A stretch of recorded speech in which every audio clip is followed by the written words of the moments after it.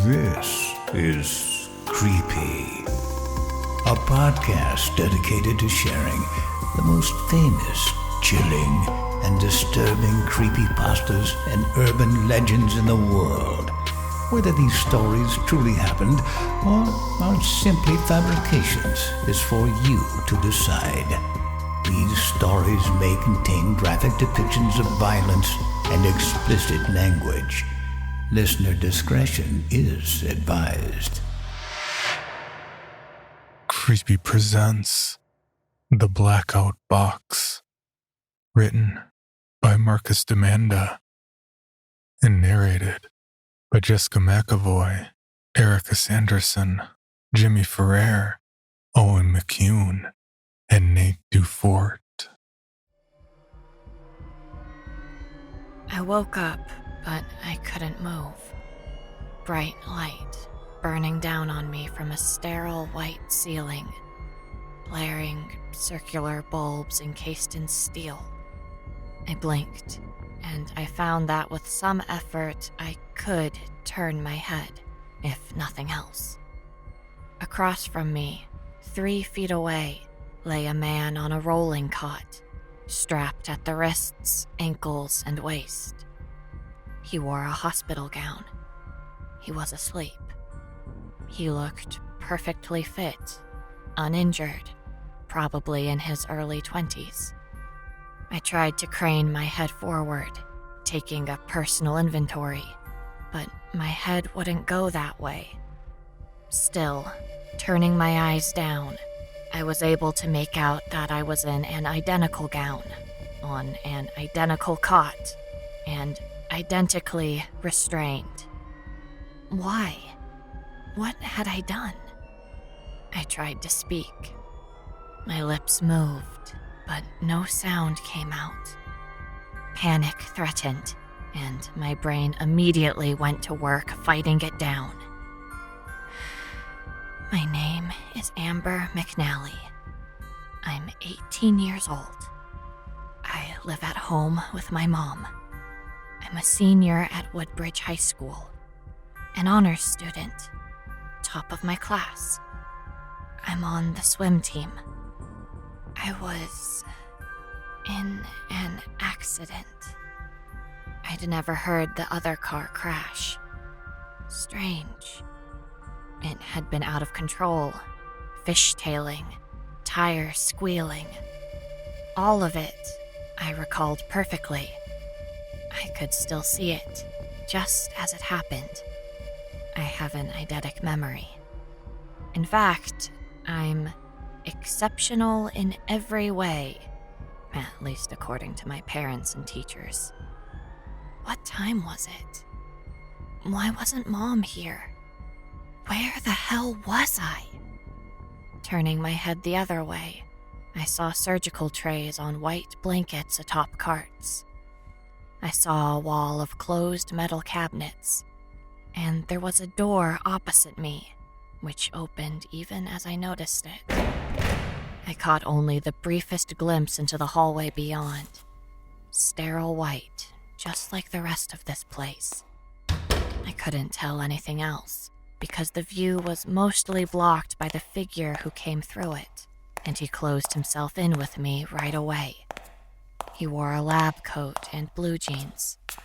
He had glasses and a dark goatee, and was probably in his late 20s.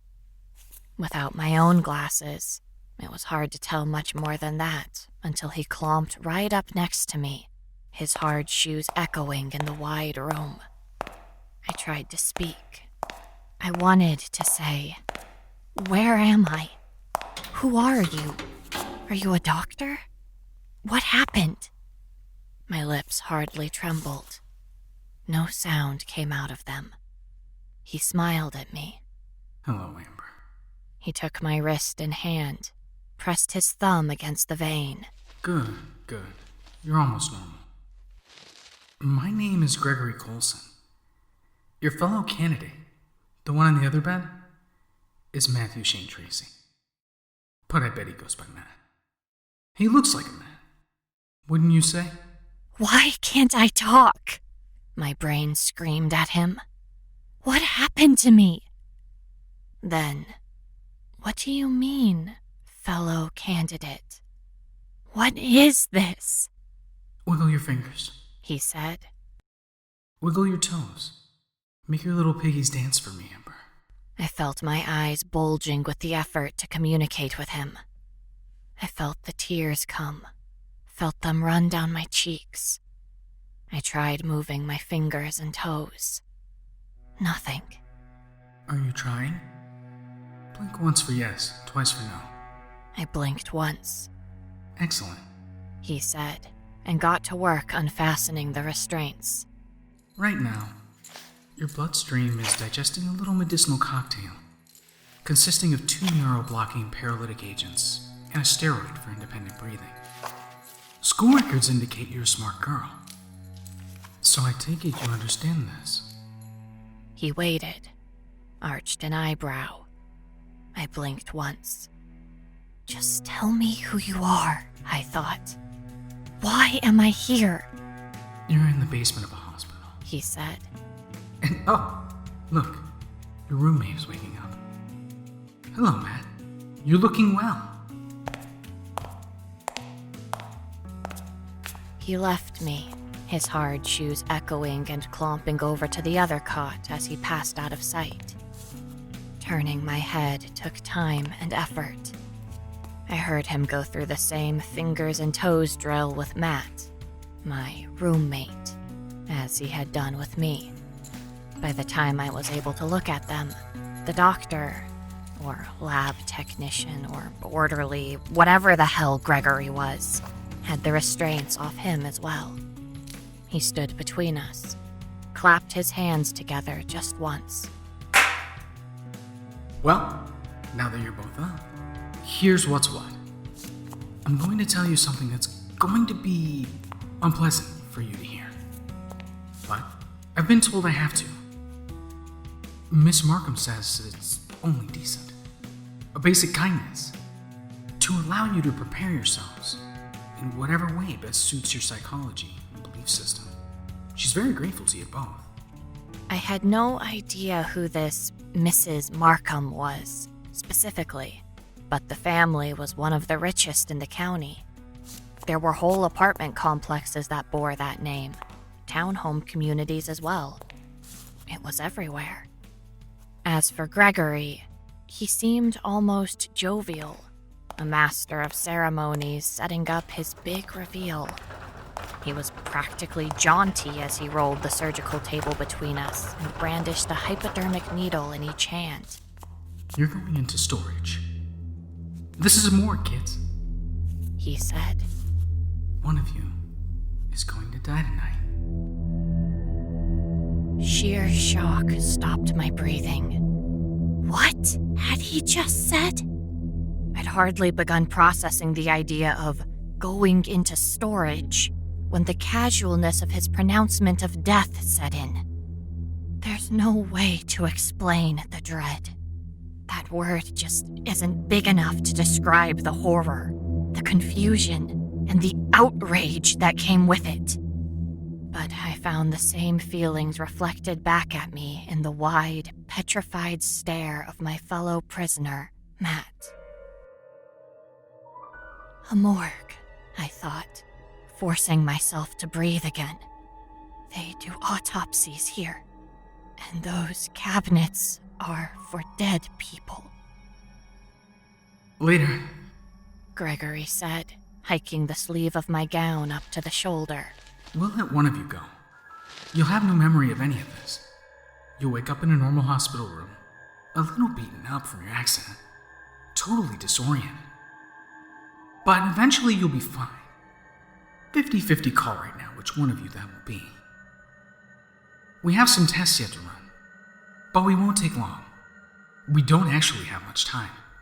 He fixed a small plastic vacuum tube to the back of the syringe, tied my arm off at the bicep with a blue rubber tourniquet. He didn't bother swabbing me with alcohol. He drew blood, first from me, then from Matt. Then he came back to me. He wheeled me across the room, toward the wall of cabinets. No! I wanted to scream. Stop! Just please, stop, asshole! Don't you put me in that thing! No, please, no! We stopped at the wall. He opened one of the drawers to my left, where my head was tilted, where I could see 7 feet of cold metal tray slide out over squeaky steel rivets. We call these cadaver coolers, He said. They're refrigeration units. But don't worry, we unplugged them hours ago. God, make him stop! Don't let him do this to me! He transferred me easily enough. Just a few tugs on the blanket underneath me, and my inert form went from cot mattress to steel tray. Hardly any effort on his part at all. I only weighed 116 pounds. I guessed Matt would be a tougher job. I blinked my eyes repeatedly at him, a quick sequence of 2 at a time, over and over. No, no, no. He put his hand over my eyes, made shushing noises. Slid me in, slammed the door at my feet. Darkness. Through the steel, I could hear him whistling, his hard shoes receding as he went for Matt.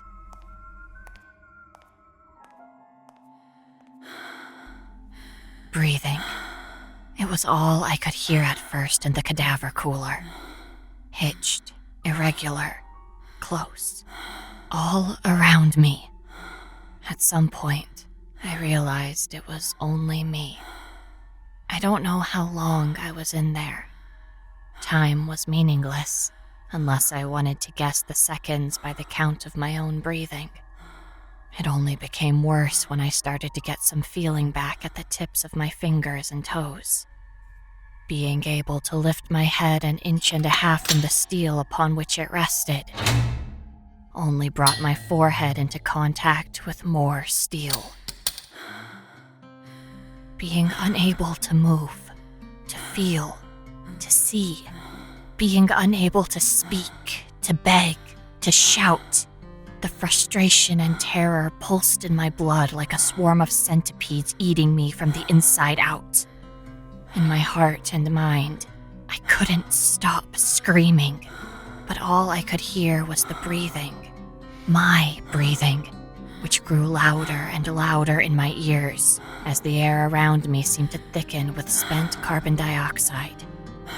And yet, boxed in as I was, even as the panic tore at me like ragged fingernails, a part of my brain dislodged itself.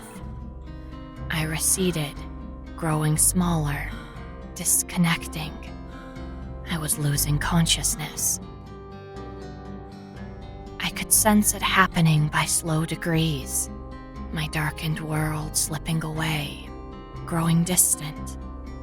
My breathing quieted to background noise, and I found myself, perhaps as a defense mechanism, perhaps for no reason at all, going back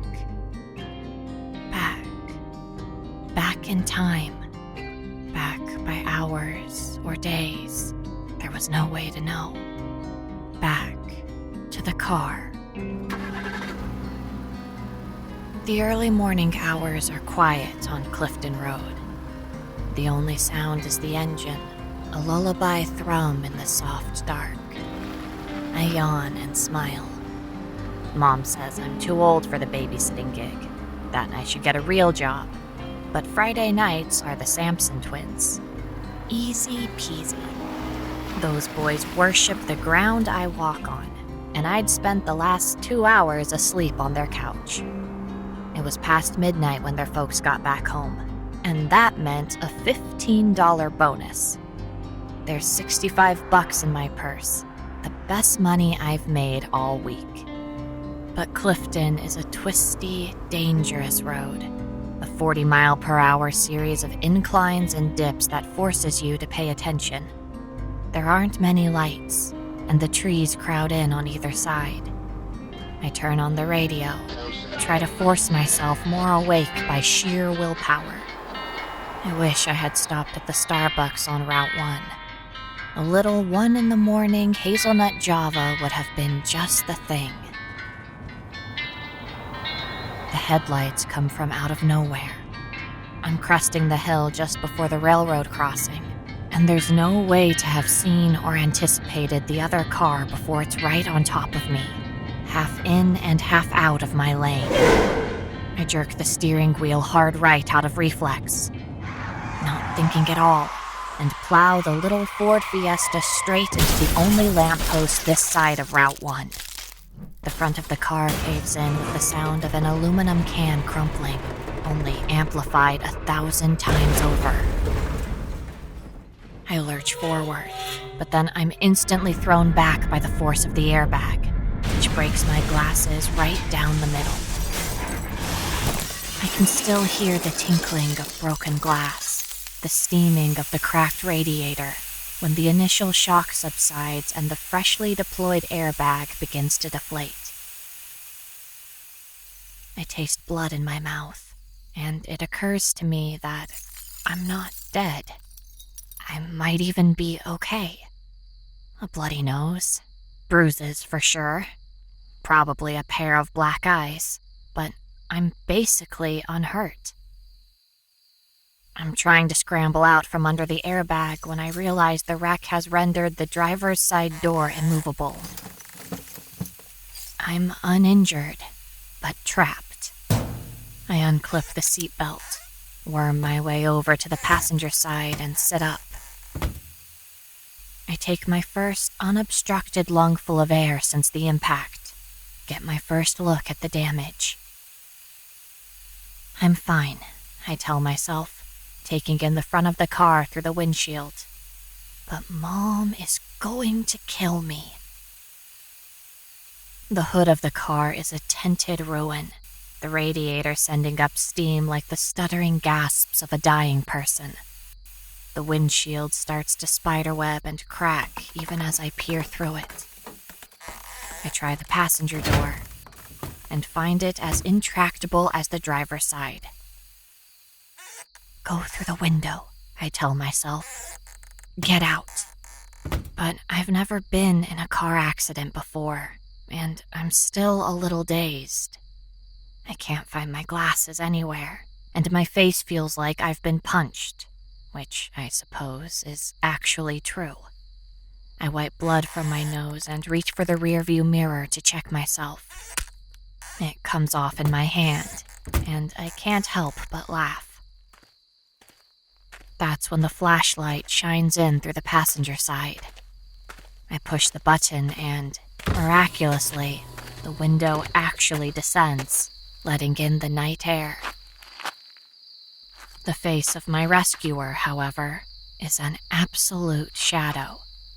Give me your purse, It says. It's an adult's voice. It's a man. Is it a cop? I start to say something, to question. Shut up and give it to me, bitch. He cuts in, and suddenly I'm staring down the reflective black barrel of a gun. Right now, before I paint the dashboard with your brains. I almost fumble the stupid thing in my efforts to appease him, but I manage to get it into his other hand, quick as I can. And just like that, I'm crying.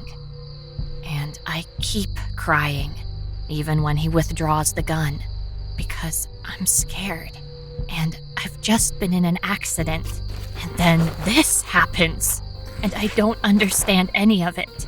Shut up, He says. His voice is calm. He's never raised it once. He's going through my purse as I cover my mouth and try to stay quiet. You're no good to me, Dad. Maybe no good either way. Just make it through this, I say to myself. Stay alive, Amber. Everything else is just details. He's going through my personal things, tossing them carelessly to the ground as he loots the contents of my purse.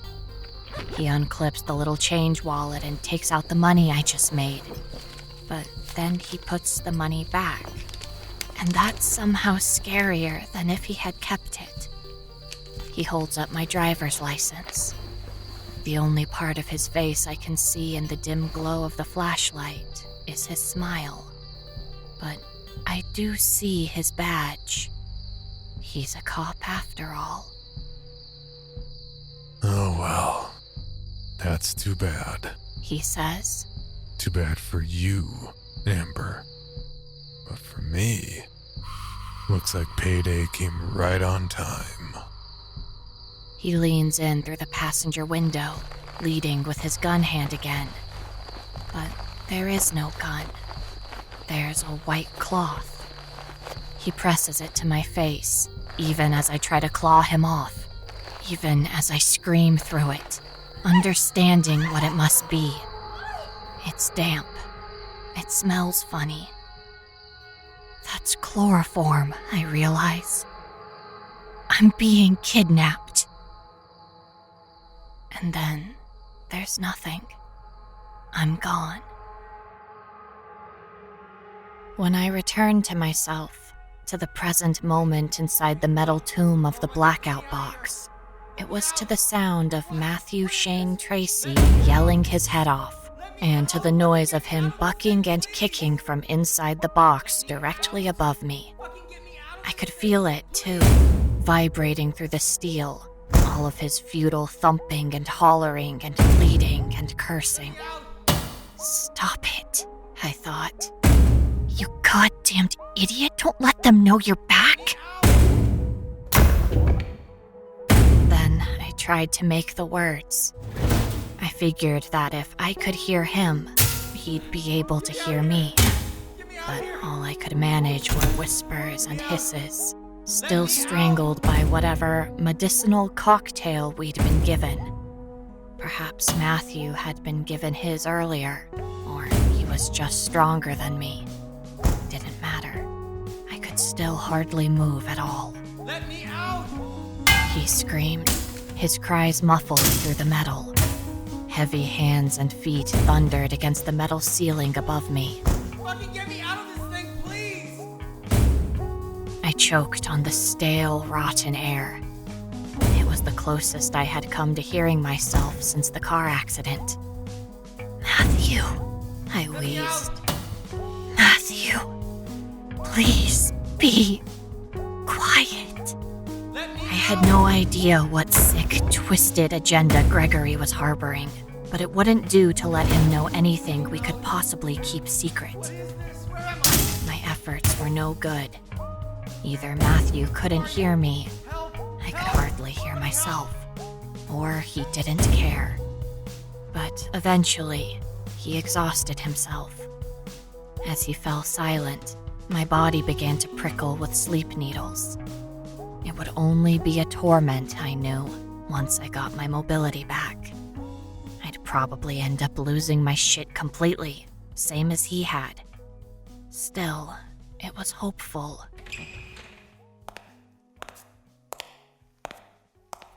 Voices, through the other side of the cabinet door at my feet, muted by distance and the steel barrier that separated us. Male and female. I recognized the first as Gregory's. It should be him. He recovered first. Stronger constitution. The female voice was older, much older, and carried with it an air of limited patience currently under duress. They received the same dose, my dear. He only outweighs her by 75 pounds.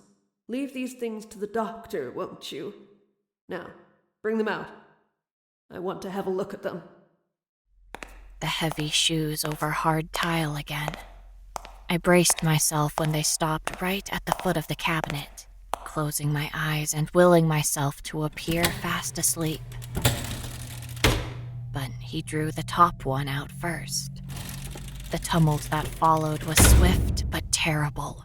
A metallic clang and a fleshy thunk. More screams and curses. Promises of violence from Matthew that were quickly silenced by a series of crunching blows that he must have taken full in the face. I couldn't imagine what could have hit him to make that awful sound, unless it was a sledgehammer. Moans, crying, soon muted to a wet, raspy gurgling. Something tied off, probably a gag of some kind. Through it all, Gregory had not spoken a word. But now, with his stronger prisoner once again subdued, he found his voice, breathy and exhilarated. You just had to make me do that, didn't you, Matt? It just had to be this way. You poor dumb son of a bitch. I was going to put you to sleep before this next part, you know. But did you stop to think about that? Did you ever stop to think how much it's in your best interest to keep me happy tonight, Matt? Oh, no, of course you didn't. My legs. I thought I could move my legs if I tried. Instinctively, I wanted to kick, to thrash, but I knew it wouldn't do me any good. I had to remain still as death, and wait. Much as it might drive me crazy, I had to suck it up and...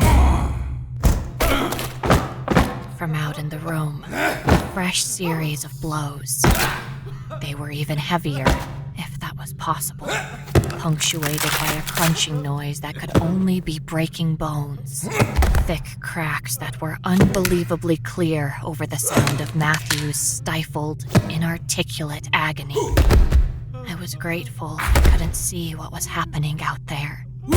Hearing was bad enough, but that's going to be me, I thought, and my breath caught again. Closed in as I was, the noise was surprisingly loud, but I never would have imagined they would have heard it. Heard me. Until they did. The clamor just outside of my metal prison abruptly stopped. Time hung. Bring her out, Gregory, The woman said. I want to see them together before you ruin him. The shoes again. The sound of breathing, labored by toil, coming closer and closer. The latch at the foot of my prison box unlatching.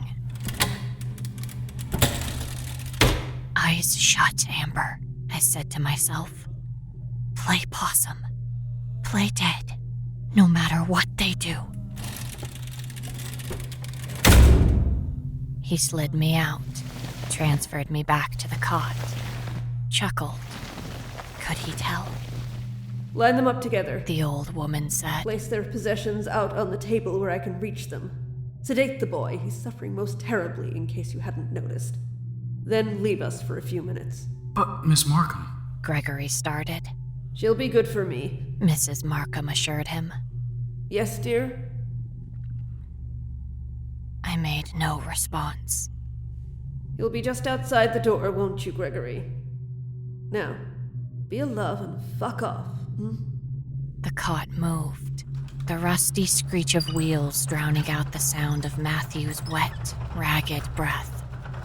I caught a whiff of something foul in the air, a hint of ancient rot with a dash of airborne shit, and I knew that she was nearby. Through barely slitted eyelids, I caught a glimpse of her, but only from behind. She was in a wheelchair. Her raven black and steel gray hair was cropped up in a bun, the back and shoulders of her bright green dress slightly hunched. Too, I noted the hand that pushed the cot, the GMU class ring that read, School of Nursing, with the year 2020 engraved over the top. Gregory, it seemed, was still in college. The cot halted next to Matthew. I didn't make eye contact. I didn't want to see his face.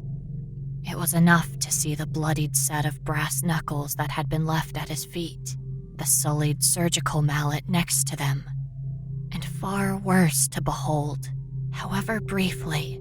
The compound fracture at both shins, the impossible angle his legs were bent at the knees. I closed my eyes completely again and focused on keeping my breathing regular and slow. Regular and slow. I listened to him set our things out on a nearby table, as ordered. All right, tough guy. He then said, Putting you down. Nighty-night. Shortly after that, he departed. I prayed, however nonsensically, that I would neither see nor hear him ever again. Whatever else happened, maybe he wouldn't be a part of it. The door shut behind him with a most disgruntled click. I know you're awake. Mrs. Markham said. You cannot deceive me, child. Don't worry, I'm not here to cause you any pain or discomfort. I only wish to thank you, and to explain a few things that I know must be troubling you. Next to me, as though to remind Mrs. Markham of his presence, Matthew groaned again. But it was a weaker sound, hardly more than an exhalation. He was fading fast. I wanted to turn my head from him, but I didn't dare. Mrs. Markham was wheeling her way over to us now. She didn't stop between us. She came to my other side, ignoring Matthew completely. Her hand touched my face. Her skin felt like paper, and she smelled like death. I'm not going to be able to keep this up, I thought. I'm going to gag. I'm going to fucking puke. She drew my face away from Matthew and toward herself. I didn't resist. I kept playing dead, but my breathing was becoming more rapid. I felt my face twitch. There was no way I was fooling anyone anymore, but I kept my eyes shut. I shut them tight. This close, her very words smelled of hard alcohol and peppermint. There is a reason why Gregory inflicted those injuries upon the boy, Matthew. He should have been anesthetized first. Most unfortunate, but there was a reason. Shall I tell you what it was? I didn't answer, but I started to cry, unable to help myself. I cried just as I had in front of the officer at the scene of the accident, helpless to stop even as I kept my eyes stubbornly shut. Both of you were in terrible car accidents, Amber. Simply awful ones. It's very important that this be made true, be made convincing. The work on the vehicles has already begun. For you, this will include broken hands, a punctured lung, and a concussion. You'll actually be quite a lot more complicated in terms of getting it right than Matthew was. But you'll feel none of it. I'll see to that, I promise. I heard a bottle being opened. I heard her drink. She went on. If you're the one who must actually die, that concussion will have to be upgraded to a fractured skull. If it's Matthew, it'll be simple trauma and blood loss. I'm still waiting from the doctor to hear which of you it will be. He'll be here any time, you know. He'll put you to sleep, and then later on, you'll either wake up or you won't. I'm very sorry if it's you, truth be told. You seem so sweet, and you're so scared. I can tell, you know. I don't blame you. This whole experience must be frightfully unpleasant. Another drink. The bottle being set on the table behind her. A zipper coming open. Something in her hands or on her lap. Look at me, Amber. She said. Please, honey. Don't be afraid. Open your eyes. I didn't. And just like that, she lost patience with me. Her hand gripped my ear, fingers twisting into talons and squeezing until she'd drawn blood. I said look! I opened my eyes, and at first, I thought they weren't working right. Mrs. Markham had yellow skin. Not shiny, not radiant, not glowing. Just the opposite of all three, in fact.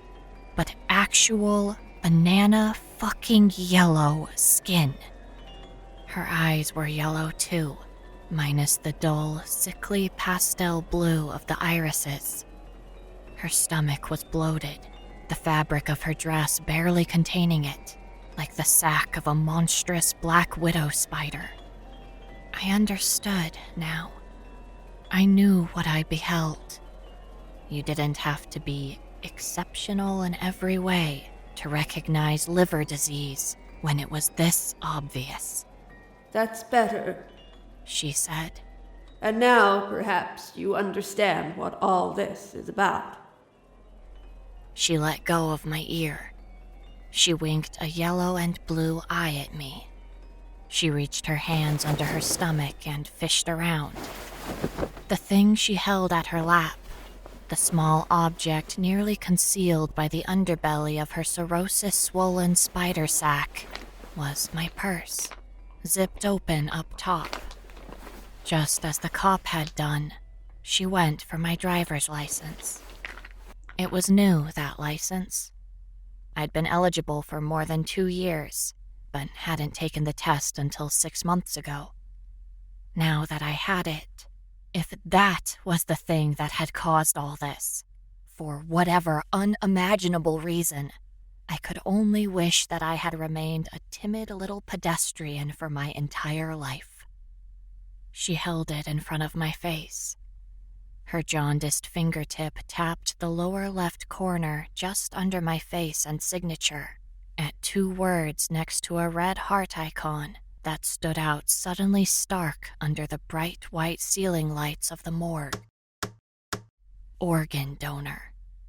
I opened my mouth, found my ability to speak had returned. Wait, what? I mean, but... She placed my license back in my purse and put the same fingertip over my lips. Red nail polish gleamed under my nose like newly drawn blood. You're saving my life, child, she said, now withdrawing her hand and sitting back in the chair, her shoulders still scrunched as though all of her bones had been pressed inward.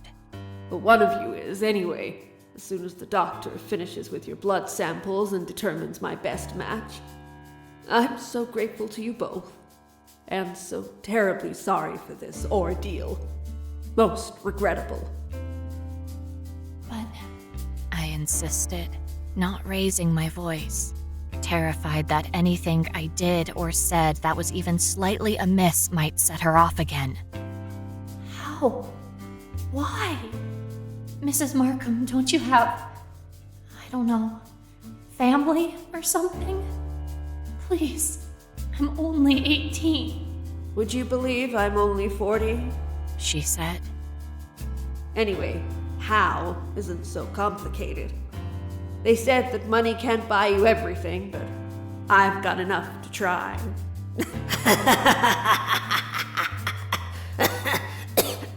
She cackled, a laugh that echoed through the room but didn't reach her eyes.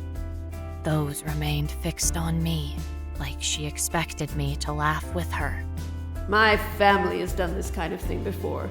My own father pulled it off about 20 years or so ago.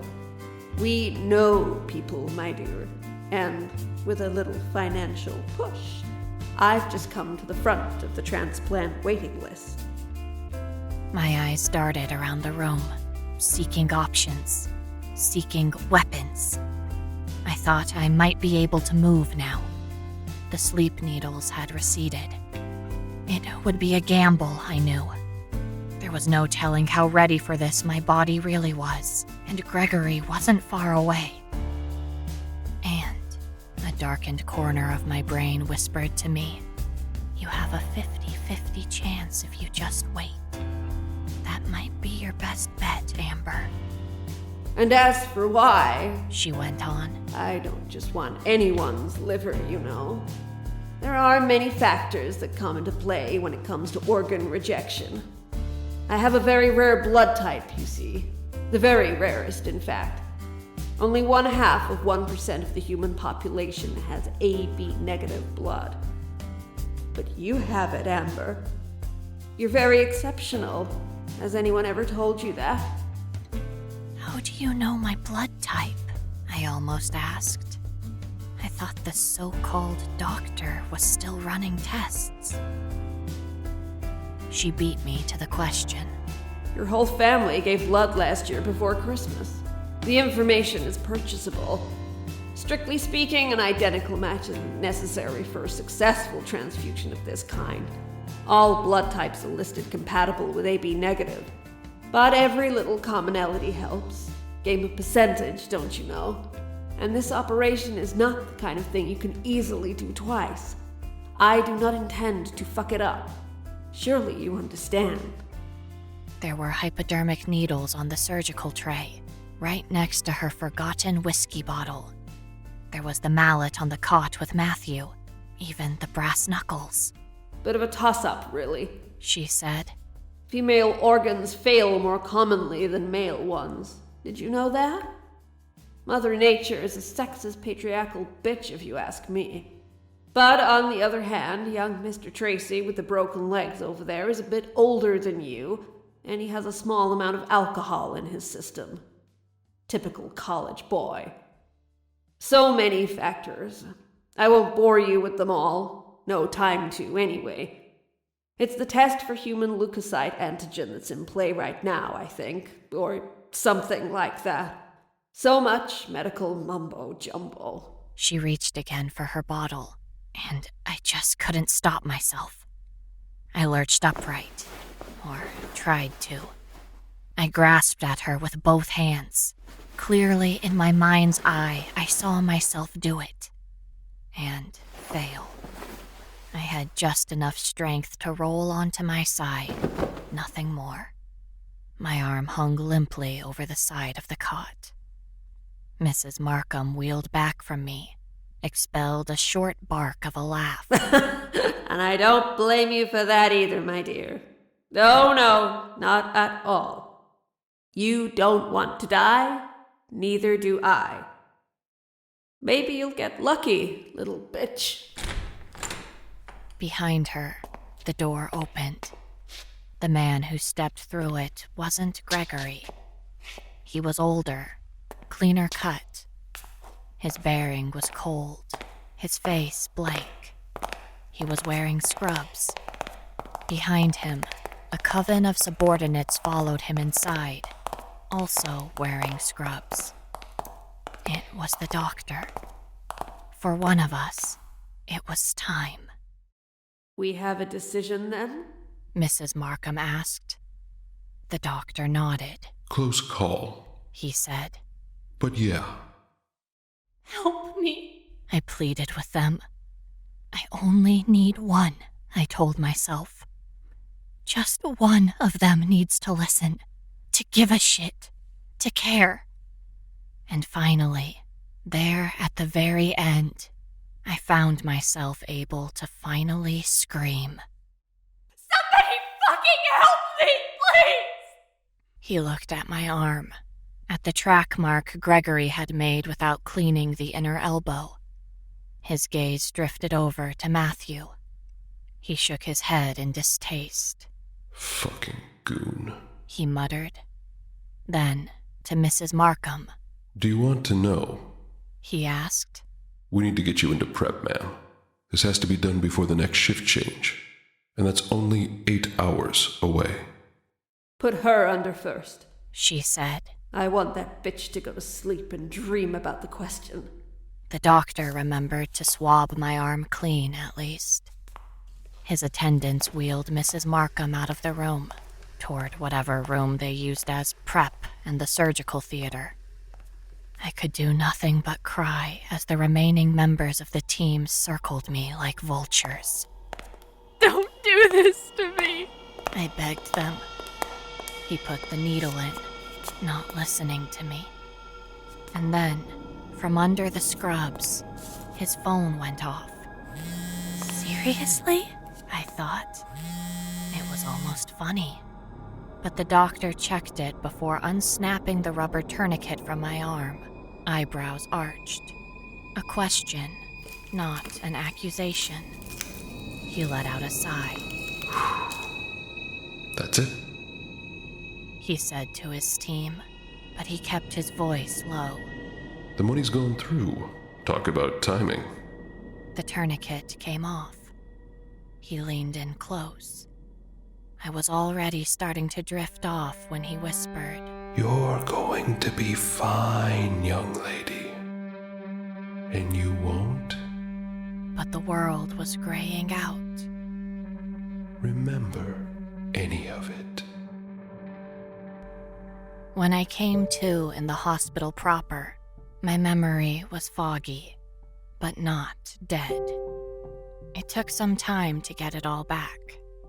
When intern Gregory popped in with a nurse I didn't recognize to check my casts and my pupil size, and to tell me that my mother had been contacted and would be here any time, it was his class ring that triggered the start of my remembering. I wanted to strike him, but both of my hands were broken.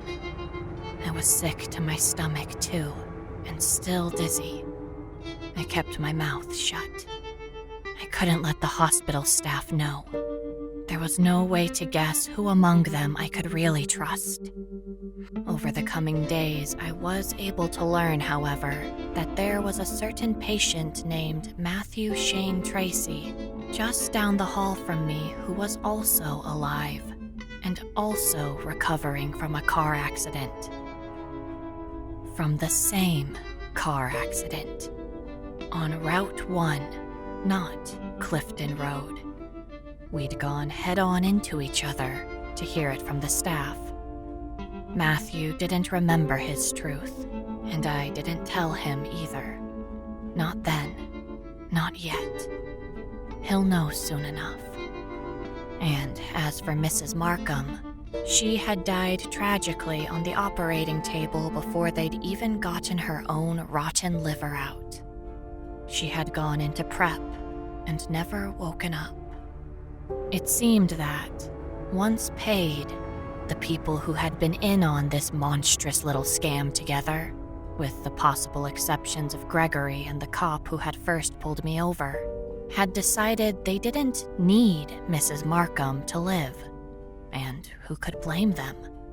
With her dead under the knife, there would never be any tearful bedside confession before her eventual death.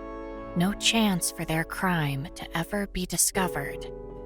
Certainly Matthew and I wouldn't tell. So far as they knew, we couldn't. But I have an eidetic memory. I'm exceptional in every way. I sat on all of it until I was well out of the hospital. Only now, and only to the real police, and to my mom, was I ever going to talk about any of this. I'd write it down first, get my facts straight. I'd pray people wouldn't presume this was all paranoia brought on by the concussion. I'd hope they'd at least investigate. I hope that the first cop who reads this is a good cop. If not, I could be in trouble. It's a chance I'm willing to take.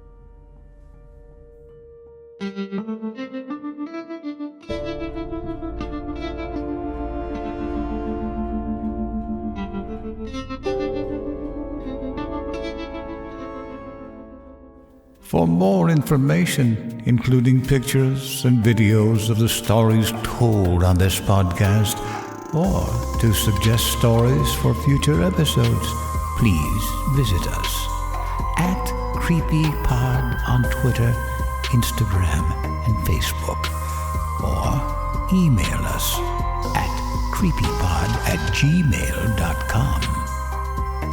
All stories told on this podcast can be found at creepypastawikia.com and are protected by a Creative Commons license. Some rights reserved unless otherwise stated.